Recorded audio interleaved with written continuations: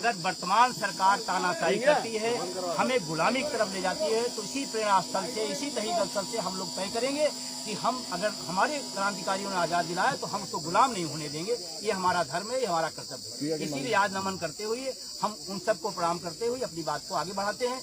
हमारी जो लड़ाई है, हमारी लड़ाई है देश का 1 करोड़ से ज्यादा शिक्षक कर्मचारी जो पुरानी पेंशन से वंचित है। नेता 4-4 पेंशन लेगा और देश का अर्धसैनिक बल जो किसान मजदूर का बेटा होता है, देश की सेवा करता है, अपनी जान न्यौछावर करता है, उसको एक भी पेंशन नहीं। ये कौन सा राष्ट्रवादी? प्रधानमंत्री जी बताएं, इस देश के गृह मंत्री जी बताएं, रक्षा मंत्री बताएं, अर्धसैनिक बलों को पेंशन न देना कौन सा राष्ट्रवाद है? मेरी रथ का पहला ट्रैग लाइन नहीं है। क्यों?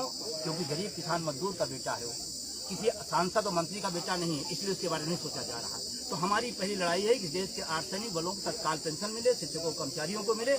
दूसरा है जो नौजवान है, चाहे वो रोजगार में हो, वो टेंशन में आ गया टीटी थे, मतलब 20 साल नौकरी करे, उसके बाद आप टेस्ट लगा रहे हो, तो नेताजी 75 साल में कब टेस्ट देंगे? कब देंगे भाई? और अगर इस देश का, इस प्रदेश का टीचर टेट 20 साल दे सकता है, तो चीफ सेक्रेटरी साहब जिन्होंने आदेश निकाला है वो भी 25 साल पहले यूपीएससी निकाले, आज प्री निकाल के दिखा दें। हम 10 हम परीक्षा देने को तैयार हैं, लेकिन अपने लिए, उन्हीं के लिए क्यों? तीसरा, नौजवान सड़कों पर लाठियां खा रहा है। 3.5 लाख पद इस प्रदेश के अंदर सरकारी सिस्टम में खाली पड़े हैं। आपके पद एक दिन खाली नहीं होते हैं। अगर राष्ट्रपति का पद 5 तारीख खाली हो, 3 तारीख को बुक हो जाएगा।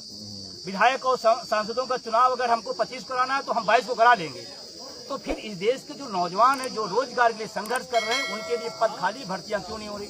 भर्तियां कर रहे हैं तो पेपर लीक हो रहा है। हम तो कहते पेपर लीक नहीं, सरकार लीक हो गई, ये सरकार लीक हो गई है। तो मैं इस बात कहना चाहता हूँ, ये हमारे विषय हैं, चाहे नौजवान हो, किसान हो, मजदूर हो, इनके ऊपर जिस तरह का अत्याचार किया जा रहा, और एक शिक्षक के साथ, मैं एक शिक्षक होने नाते कह रहा हूँ, उसको अपमानित किया जा रहा है। टीटी सिर्फ परीक्षा नहीं ली जा रही, अपमानित करने का काम किया जा रहा है।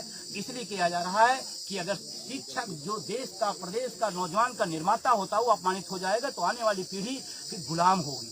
ये टीटी, ये गुलामी प्रथा की शुरुआत की जा रही है, उसके हम खिलाफ हैं। तमाम संगठनों के लोग आए हुए हैं, तमाम सारे साथ लोग हैं, तमाम सामाजिक संगठनों के लोग हैं।